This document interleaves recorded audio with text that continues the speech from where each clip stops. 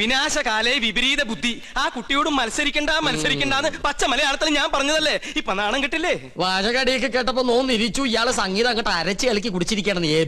ആര്? അയാളെ വിളിച്ചത്. അപ്പൊ അയാളെ വിളിക്കൂ. ഇയാള് ചെയ്യണ ഒരു കർമ്മവും വിജയിക്കില്ല. ഇതോടെ ബോധ്യായില്ലോ. നോമൊക്കെയാണ് ഇപ്പൊ തന്നെ കെട്ടുംപാടോ മുറുക്കി സ്ഥലം വിട്ടേനെ. അറിയോ എനിക്ക്? ഞാൻ തോറ്റതല്ല, പിന്നെ തോറ്റു കൊടുത്തതാ. തുടർന്ന് പാടാൻ എനിക്ക് അറിയാമല്ലഞ്ഞിട്ടല്ല. പിന്നെന്തേ പാടാഞ്ഞത്? പിന്നെ ഞാൻ വേണ്ടെന്ന് വെച്ചു. അതാ പറഞ്ഞത് പാടാൻ അറിയില്ലാന്ന്. ഇയാൾക്ക് ഇപ്പൊ എന്താ വേണ്ടത്? വീണെടുത്ത് കിടന്ന് ഉരുളരുത്. ഗോപിക തമ്പുരാട്ടിയുടെ സംഗീത ജ്ഞാനത്തിന് മുമ്പിൽ ഇയാൾ വെറും തൃണം. ഞാഞ്ഞൂൽ. ആര്? അയാളെ വിളിച്ചത്. അപ്പൊ അയാളെ വിളിക്കൂ. ഞാഞ്ഞൂൽ. ആ കുട്ടി പാടി നിർത്തിയെടുത്തുനിന്ന് ഞാൻ തുടങ്ങാം.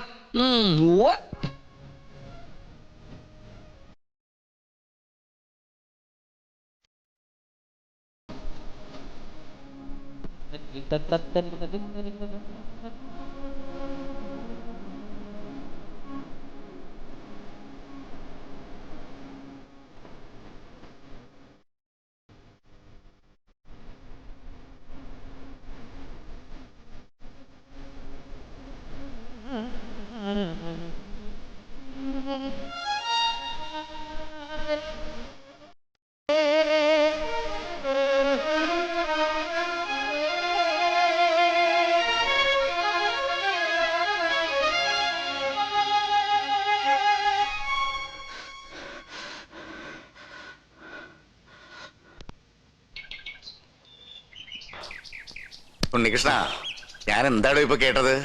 ക്ഷമിക്കണം, ഞാൻ അറിയാതെ. അറിയാതെയോ? അസലായിരിക്കണോ തന്റെ പാട്ട്?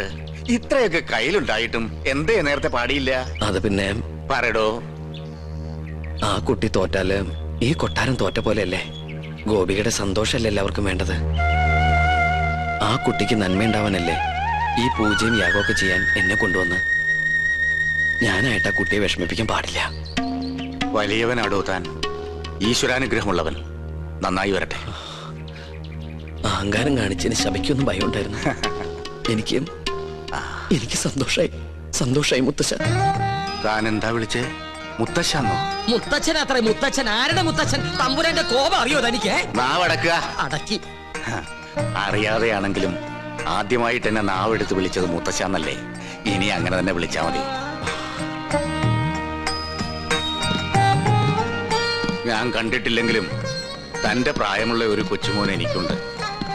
പേര് പോലും അറിയില്ല, ആരോടും ചോദിച്ചിട്ടുമില്ല. ഞാൻ പറഞ്ഞിട്ടില്ലേ കൊട്ടാരത്തിൽ നിന്ന് ഇറങ്ങിപ്പോയ ഒരു മകളെ കുറിച്ച്? അവളുടെ മകൻ. അവരെയൊക്കെ കാണണമെന്ന് തോന്നിയിട്ടില്ലേ മുത്തശ്ശന്? മോഹം ഇല്ലാണ്ടിരിക്കുവോ? ഒരു വശത്ത് സ്നേഹം തോന്നുമ്പോ മറുഭാഗം ചിന്തിക്കും. മനസാക്ഷിയില്ലാതെ വരുത്തി വെച്ച അപമാനം അന്നേരം എല്ലാം മറക്കും. ജാതിയുടെ മതിൽക്കെട്ടുകൾ പൊളിഞ്ഞു വീണ കാലം വരും. അന്നൊന്നിക്കും എല്ലാരും. പക്ഷെ അന്ന് ജീവിച്ചിരിക്കുവോ?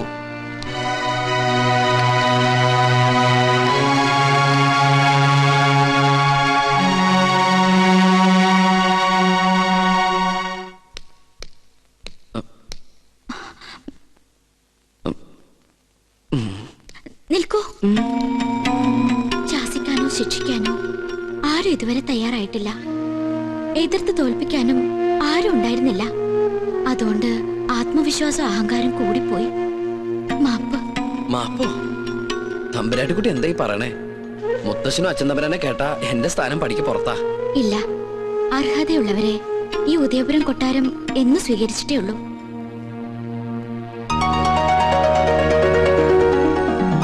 എന്റെ വിജയത്തിന് മുത്തശ്ശൻ എനിക്ക് തന്ന സമ്മാനം. ഇതിനുള്ള അവകാശം അങ്ങേക്ക് തന്നെയാ. ഇത് വാങ്ങണം. അയ്യോ, ഞാൻ വാങ്ങൊന്നുമില്ല. എന്തോ ചെറിയ തമാശ അടിച്ച് ഒപ്പിച്ചതിന് ഇത്രയും വലിയ സമ്മാനോ? സമ്മാനായിട്ട് വേണ്ടെങ്കിൽ എന്റെ ദക്ഷിണയായിട്ട് കരുതണം.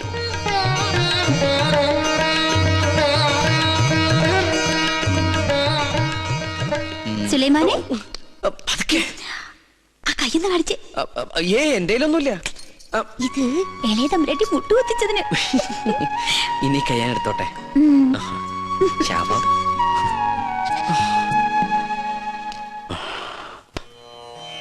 41 നാളത്തെ വ്രതാനുഷ്ഠാനങ്ങൾ. പ്രഭാതത്തിൽ ദിനവും ഗണപതി ഹോമം, ഭഗവതി സേവ. അതിനുശേഷം ദേവീദേവന്മാർ യാഗത്തിന് ഇഷ്ടഭാവത്തിൽ വരുന്നുവെന്ന് പ്രശ്നവശാൽ കണ്ടാൽ യാഗം തുടങ്ങാം. മനസ്സിലാവുണ്ടോ ഉണ്ണികൃഷ്ണൻ നമ്പൂരിക്ക്? ആ തിരുമംഗലത്ത് തിരുമേനി 21 പരികർമ്മികളോടൊപ്പം ഇങ്ങോട്ടേക്ക് പുറപ്പെട്ട് കഴിഞ്ഞു. സ്വീകരിക്കാൻ വേണ്ട ഏർപ്പാടുകൾ ഉടനെ ചെയ്യാം. ഒന്നിനും ഒരു കുറവുണ്ടാവരുത്. കോപത്തിൽ ദുർവാസാവിന് തുല്യനാ അദ്ദേഹം. പരിശോട്ടെ, ഈ തിമിംഗലം അല്ല, ഒന്ന് ചോദിച്ചോട്ടെ, ഈ തിരുമംഗലം തിരുമേനിയും എന്തെങ്കിലും തെറ്റണ്ട കോപിക്കൂ? ഇല്ല, ശപിക്കും. ആ ശാപം 7 തലമുറ നിലനിൽക്കും. മോക്ഷം കിട്ടില്ല. അതുകൊണ്ട് ഇപ്പൊ തന്നെ സ്ഥലം വിട്ടോളൂ.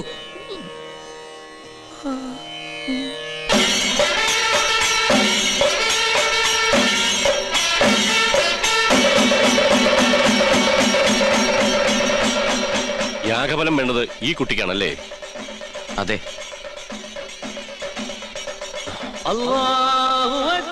പഠിച്ചോനെ ഈശ്വരോ രക്ഷ. എഴുന്നേൽക്കുക. മനസ്സർപ്പിച്ച് ഖുർആൻ പാരായണം നടത്തിയിട്ടുണ്ട് അല്ലേ? അത് അനുഗ്രഹിക്കാൻ കൈ ഉയർത്തിയപ്പോ വാങ്ങു മുഴങ്ങിയത് നിമിത്തം. ഒരു നമ്പൂരി ഖുർആൻ വായിക്ക്. മറ്റു മതങ്ങളെ അനുകരിക്കാതിരുന്നാ മതി. പഠന വിഷയമാക്കുന്നത് തെറ്റില്ല. ജ്ഞാനം കൂടും. എന്താ പേര്? ഉണ്ണികൃഷ്ണൻ നമ്പൂതിരി. കേട്ടിരിക്കണു? ആണോ? ഇത്ര ചെറുപ്പത്തിലെ പുണ്യകർമ്മത്തിന് ഗുരുസ്ഥാനിയാകാൻ ഭാഗ്യം കിട്ടിയവൻ. കൊള്ളാം. നിന്നെ എനിക്ക് ബോധ്യായി. എവിടെയാ യാഗസ്ഥലം?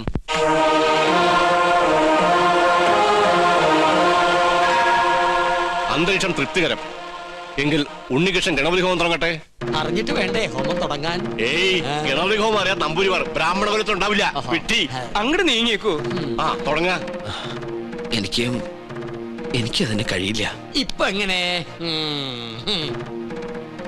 101 യാഗങ്ങള് പൂർണ്ണതയിൽ അനശ്വരമാക്കിയ തിരുമംഗലത്ത് നമ്പൂതിരിയുടെ സാന്നിധ്യത്തിൽ ഒരു യാഗത്തിന് തിരികൊളുത്താൻ മാത്രം അഹങ്കാരിയല്ല ഞാൻ.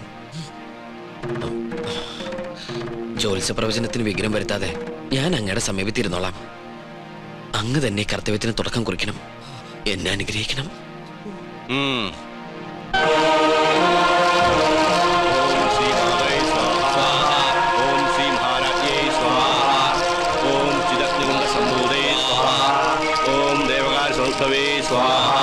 ഓം ഉദ്ഭാന സഹസ്രാവേ സ്വാഹ. ഓം ജിതഗ്രൂഢംബൂതേ സ്വാഹ.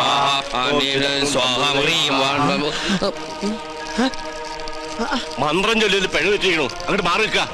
അദ്ദേഹം പറഞ്ഞത് കേട്ടില്ലേ? എണീറ്റ് പോവാ. ഹൈ, അശ്രീകരെ ഇറങ്ങി പോവാ. യാഗത്തിന് ശേഷം കുടുംബത്തിൽ സകല ഐശ്വര്യങ്ങളും ഉണ്ടാകുമെന്നതിനാൽ ക്ഷുദ്രശക്തികൾ അതിനെ തടസ്സപ്പെടുത്താൻ ശ്രമിക്കും.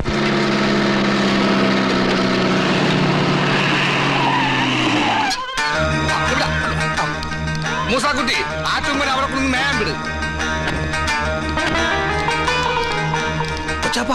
അത് നോക്ക്. ഇതെന്താ തീയും പോയും കാണുന്നുണ്ടല്ലോ? വീടിന്റെ മുമ്പിലാണ് അടുക്കള. ചിലപ്പോ ഞമ്മള് വരുന്ന അറിഞ്ഞിട്ട് ബിരിയാണി വെക്കായിരിക്കും. എന്നിട്ട് ബിരിയാണി ചെപ്പ് കാണില്ലല്ല. നെയ്യുടെ മണമുണ്ട്. ഓം ശ്രീ മാതൈ സ്വാഹ. ഓം ശ്രീ മഹാരാജ്ഞേ കോഴി ആടൊക്കെ ഉണ്ട്. സംഭൂതൈ സ്വാഹ. അങ്ങോട്ട് ചെല്ലാൻ. ഓം ദേവകാൽ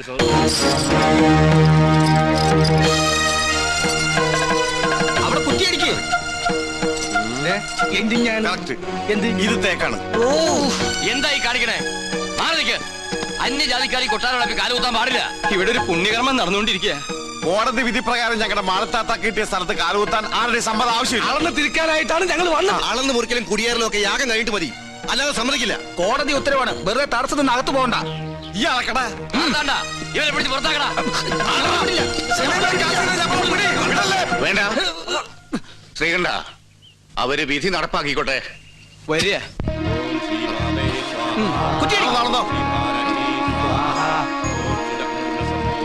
ബിരിയാണി റെഡിയായി നോക്കാം.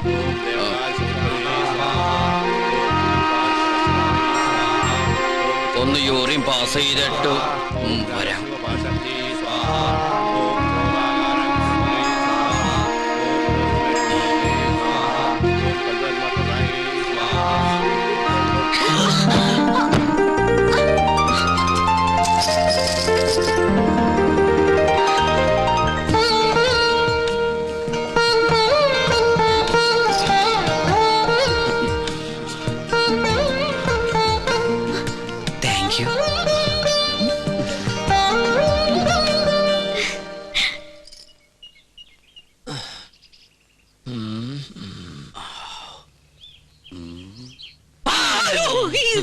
താൻ എന്തിനാ ഇവിടെ ഒന്ന് ഇങ്ങനെ പതുങ്ങിക്കണേ? ഒന്നുമില്ല. ആ കാക്കാമാരെ കണ്ടപ്പോ താൻ എന്തിനാ ഓടിയത്? ഓട് ഞാനോ? നോൻ കണ്ടു താനൊന്ന് ഞെട്ടിയതും പെട്ടതും മുങ്ങിയതും. എന്നാ ഞാൻ എല്ലാം തുറന്നു പറയാം. പറയ്. പക്ഷെ ആരോടും പറയരുത്. ആരോടും പറയില്ല. പരശോട്ട് വാക്കുതാ. കാണിച്ചിരട തെണ്ടി. പറയ്. ഞാൻ സംഗീത കോളേജിൽ പഠിച്ചോണ്ടിരുന്ന കാലത്ത് ഫീസ് കൊടുക്കാൻ കാശില്ലാതെ വന്നു. എന്റെ ഗതികേട് കുറച്ച് പൈസ മുസ്ലിങ്ങളുടെ കയ്യിൽ നിന്ന് ഞാൻ പലിശക്കെടുത്തു. അതും 21%. Flat rate. പരീക്ഷ പാസ്സായി. പക്ഷെ പണം തിരിച്ചു കൊടുക്കാൻ എനിക്ക് കഴിഞ്ഞില്ല. ഇപ്പൊ അവരെന്നെ നേരി കണ്ട കുന്നുകളയും. അങ്ങനെയാണോ? ഇത് നോം ഇപ്പൊ തന്നെ അവരോട് പറഞ്ഞു നിന്നെ ശരിയാക്കി തരാടാ തെണ്ടി. പേടിക്കണ്ട, നോമുണ്ട് കൂടെ. എനിക്ക് തൃപ്തിയായി. കരയാണ്ടിരിക്കുക.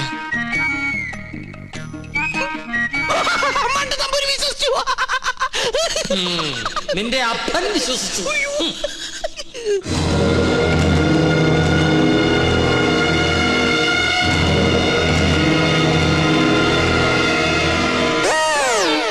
സ്വാമി, ആ പരച്ചു നമ്പൂരി എവിടെയുണ്ട്? അവിടെ എവിടെയെങ്കിലും കാണും.